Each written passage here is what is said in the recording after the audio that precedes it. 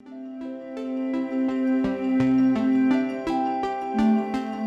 think that curiosity is a highly undervalued phenomenon, if you will, because you can't really always explain it. Sure, there's some base things that we're curious about. We're curious about eating, we're curious around other people, but sometimes we're curious about things that we just can't explain to ourselves. And that's something that we shouldn't underestimate, because that is a force that draws us into the world unlike any other. You can't fake curiosity. If you're curious about something, you're curious about it, and that's it, and it doesn't require any more explanation. But I do think that it requires significantly more investigation.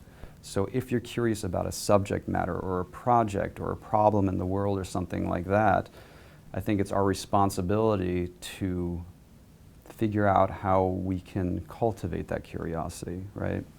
In an all or nothing world, I feel like a lot of times we immediately set this expectation that we have to become an expert in everything, right?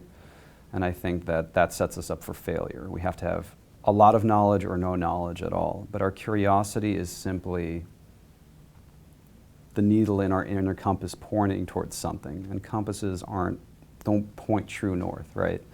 So essentially it's up to us to figure out what that curiosity actually is. So how do we cultivate our curiosity practically? The best way that I've found is through sprints. And sprints are essentially self-contained micro goals, and they're structured to be less than 30 days long, so ideally a week or two. They have no barrier to entry, so you don't have to wait for anybody or anything. You can get started today, and they have to have a clearly defined set of tasks or actions so you can get started.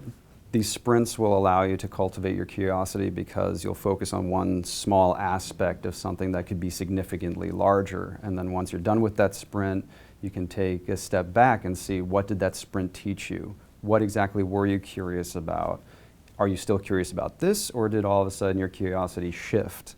So essentially, through sprints, you're able to learn very specific goals, which is great. You know, if you are curious about cooking, for example, maybe you learn knife skills, and in that process you start learning more about cooking. But you still have the knife skills even if you walk away from that project altogether. Sprints are really great because they allow us to try things on for size without wasting a lot of time and energy, and they allow us to build over time on these curiosities. You can take one sprint and then follow it with another sprint and another sprint, and those sprints will change depending on what you learn along the way.